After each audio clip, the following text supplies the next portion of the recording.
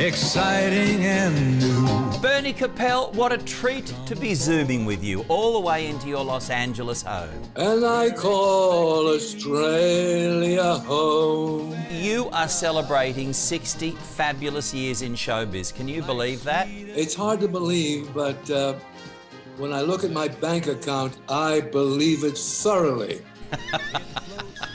You know it, I know you know it, 'cause I show it. One of your first movie roles, Bernie, as I understand it, was appearing with the great Doris Day and the great James Garner in a wonderful movie called The Thrill of It All.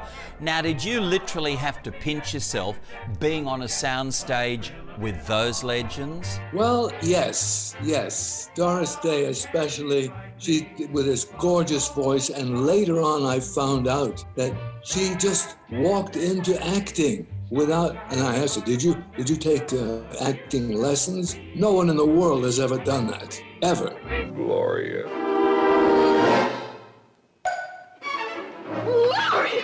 Was she a beautiful person, in person, Bernie? Like, not just looking beautiful, but did you feel she had the most wonderful heart? She had the most wonderful heart. It's not quite the way you Australians say heart, heart.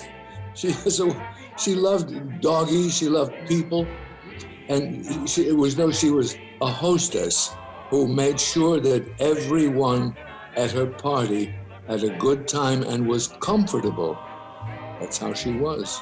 Once I had a secret love. Now, Bernie, a little birdie tells me that you brazenly asked Doris Day out on a date. Is that right? Yes, it's right. It started out to be a wonderful fantasy, but it was very disappointing because I had a crummy car, and I said, okay, I hired this beautiful limo to take her out in. And a half hour or so before we were to have a date, she said, I'm so sorry, I can't have a date with you because a very rich guy, a multimillionaire, called me and asked me for a date for tonight.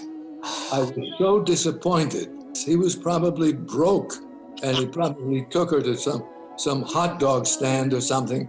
Here, have a hot dog, it's cheap.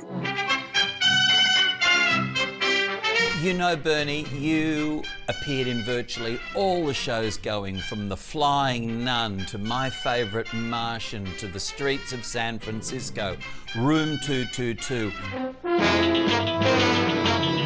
Then along came a show called Get Smart with the wonderful Don Adams and the fabulous Barbara Feldon. Was that fun to work on? I cannot describe how much fun it was with Don Adams. Not for the eye patch on the moustache on your glass, I would swear.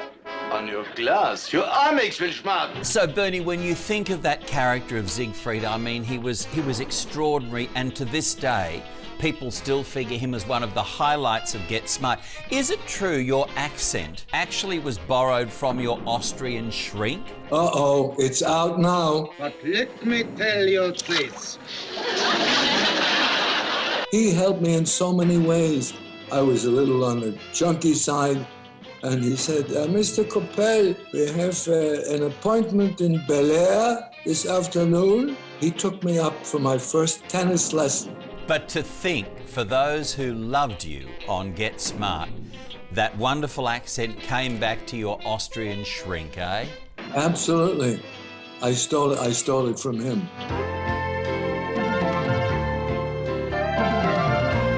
1977, and along comes a show I'm thinking that probably changed the path of your life.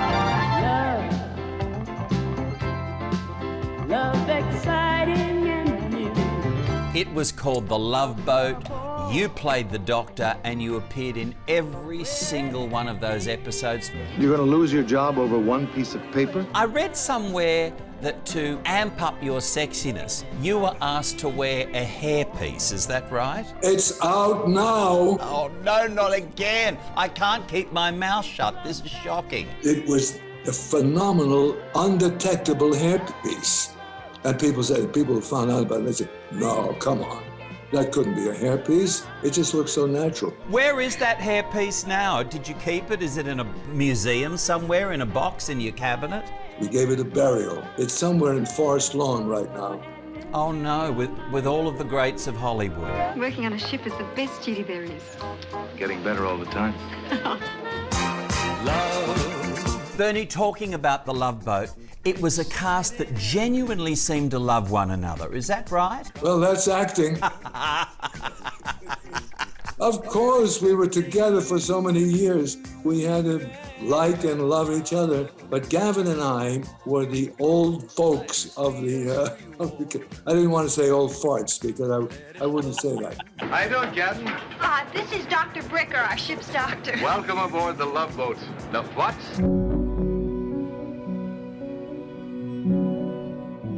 Bernie, at some point Gavin fell into a terrible funk, didn't he? He felt terribly depressed because he feared his Hollywood career wasn't going in the right direction. Is that right? Exactly. He was depressed after doing this lovely film and getting nice reviews with Cary Grant and Tony Curtis. It was Operation Petticoat. It's not that I'm complaining, sir, but this is the sort of thing I have been going through. So he was expecting something good, and he gets cast in McHale's Navy, and he figures, hey, this is great. Where are we going to lift any engine parts? All the other boats are out after the sub. Instead of it being good for him, it wasn't.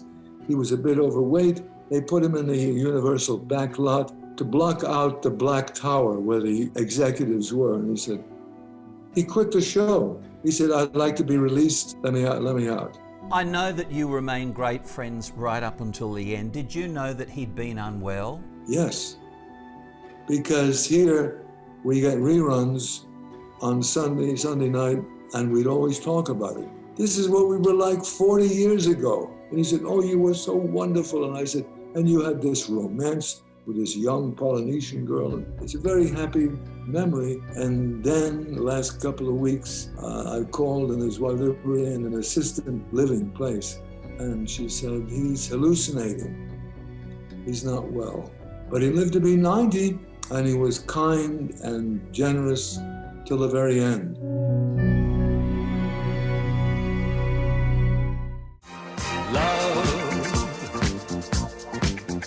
Exciting and new. Now, Bernie, of course, another legendary star on The Love Boat was the great Andy Warhol. If you could do that sort of thing, it would be a different story. Well, that's mine. What was it like to see him on the set? Weird. It was strange. He had an entourage, a hairpiece I can understand. But he had this gray hay, like hay, coming here and coming there with the entourage. And he spoke, okay, like a little boy. So he had Debbie Reynolds, and she had to be the center of attention. So she didn't care for the magician. She said, Bernie, you just stand here, I'll do everything. They start playing this fandango. So she starts jumping around and doing dance things and jumping up onto my shoulder, gets big applause, but that's how she was. That's how Debbie Reynolds was. A brilliant, brilliant entertainer. Medical emergency? Mm-hmm. Who was it? Me? I've been dying to dance with you. Tell me about Ted Grandy, who of course played Gopher. Overqualified for the role of Gopher. He was a Harvard graduate, magna cum laude. You haven't seen a good-looking guy pass by, have you? Could you be more specific? I've seen quite a few. Lauren Tweez was another Love Boat favourite, of course, as Julie McCoy. And she's been very candid about her issues back then. Of course, she's completely worked it all out now. Were you witness to all of that, Bernie? I was witness to all of that. I was a victim of it to a degree, but she's okay now. It was the drugs, wasn't it, I think, that derailed her and played with her mind? I better not go into that because it's too damaging.